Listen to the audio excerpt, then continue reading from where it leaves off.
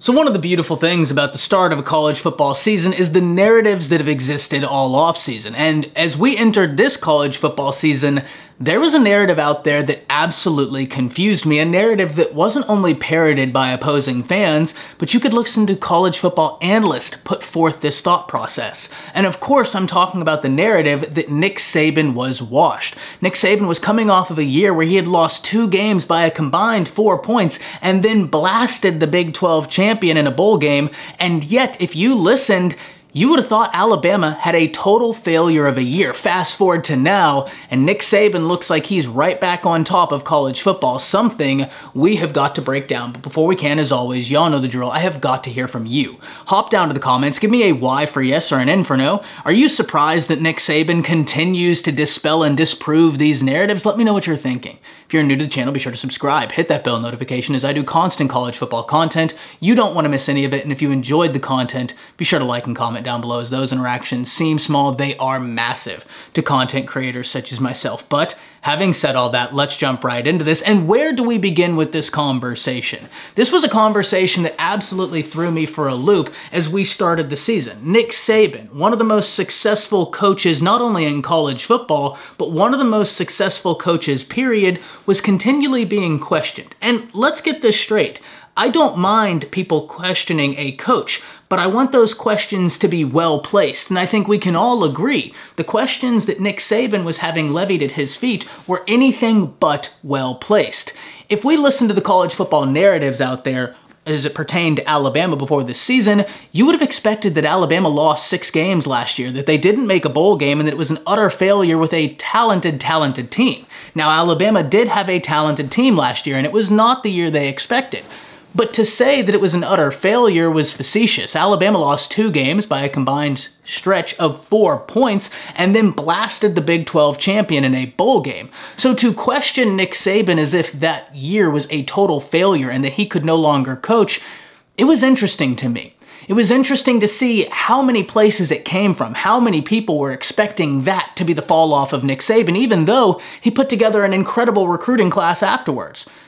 And here we stand today. Nick Saban losing 1 game this year to the Texas Longhorns, who, by the way, are a really good football team, as they too are in the college football playoffs. And let's be honest, I think if I polled many of you out there, you would have Texas beating Washington. Though it is going to be a phenomenal game, though it's a game we're all looking forward to, I think if I polled the majority of you out there, I think a lot of you would say the Texas Longhorns will prevail. That is a really good football team. The only football team that has beaten Alabama this year, and it was early in the year. Alabama continued to grow, and now we see the Crimson Tide for what they are. And dare I say, this is one of, if not Nick Saban's, best coaching job. It comes on the heels in the offseason where everybody was questioning, does he still have his fastball? The answer, an overwhelming yes, but do not forget, he doesn't just possess a fastball. He has got the entire repertoire of pitches in his back pocket. That is how elite Saban is. So where do we start in this conversation? Do we start talking about how Nick Saban signed yet again another top 3 recruiting class, one of the best recruiting classes in the nation? Because that doesn't appear to me what a washed coach would do. Let's take a quick look at this recruiting class, and we talked about it over on the Bama football YouTube channel with Kyle Henderson. Shout out to Kyle Henderson and the boys over there, giving us a platform when the internet went down and I had to record in Rudy's. Coach Sean and myself broke down this recruiting class, but very quickly, let's understand what Nick Saban was able to do.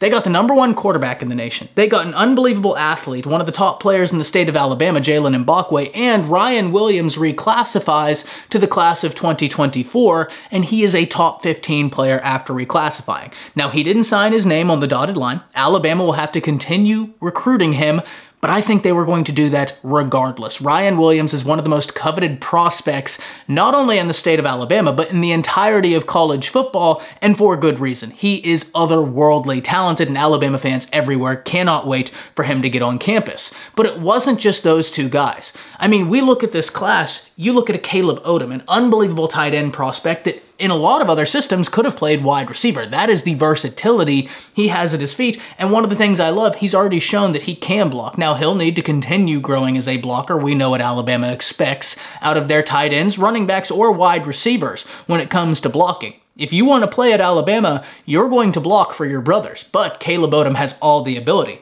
Then you look at the defensive back class Alabama signed. When you're talking Peyton Woodyard, you're talking Zabian Brown. I mean, there are so many guys that are exciting in this recruiting class, and once again, it brings home the point to me that a washed coach would not be on the recruiting trail. A coach with 1 foot out the door would not recruit with the veracity that Nick Saban continues to recruit with. Nick Saban is far from washed, but going into this year, you would have been expecting Alabama to fall off a cliff, miss the college football playoffs, and be struggling to get a bowl game under their belt. That is the furthest thing from the truth we can look at. And then we actually talk about the year Alabama had, and I said it earlier. There's a conversation we can have, a question we need to ask. Is this Nick Saban's best coaching job in recent memory at Alabama? And it's hard to say no because of how Alabama finished last year, losing Bryce Young, losing Will Anderson, starting this year off with a brand new quarterback, some brand new pieces, a brand new offensive coordinator, a brand new defensive coordinator, and struggling to find their identity for the first 4 weeks of college football. Then they turn it around and they're one of the most dangerous teams in the nation. That, ladies and gentlemen, that's not only the talent and the buy-in. Though we do need to have that conversation, that the talent Alabama has continues to be impressive, but the buy-in of this team, that's something that is otherworldly impressive. These guys believe in each other, and therefore they believe they can achieve. But it was also the coaching job. That buy-in, that level of belief, it comes from somewhere, and I believe it comes from Nick Saban. That's the consistent success he has put forward. So these narratives are narratives that we will revisit now and going into the offseason. So many of us Alabama fans heard that Nick Saban was washed. This is the end of Alabama. The dynasty is done. And yet here Alabama is, about to play Michigan in a college football playoff game, and Nick Saban is out here out-recruiting these young coaches as everybody's saying, hey, he's about to retire. For a man that has a foot out the door, he's still showing, even if he has 1 foot out the door, he is still the premier name in college football. And I personally think both feet are firmly planted, but I can't wait to hear from all of you. I wanted to talk about this video because one of the most impressive things to me is the adaptability of Nick Saban. And I think it goes hand in hand with the conversation we're having right now about how Nick Saban continues to disprove these narratives, because this is not the first time. People have doubted Saban before, and it has come back to bite them. I operate under the belief of doubt Saban at your own peril. If there's anybody in college football that has earned the benefit of the doubt from me, it is Nick Saban, and I will continue to give him that benefit of the doubt because look at what he has put forward. Every change that has come in college football, Nick Saban has hit it head on and adapted better than the competition. And so that's why I found that narrative so facetious that he won't be able to adapt. Well, he wasn't supposed to be able to adapt to NIL. That was supposed to kill Alabama recruiting. They just signed the #2 recruiting class in the nation. A fantastic class. He wasn't supposed to be able to adapt to the transfer portal. That was supposed to run this Alabama team dry of talent. If anything, we've seen Alabama flourish in the transfer portal. Yes, they've lost players that Nick Saban would have loved to have kept, but they've also gained players.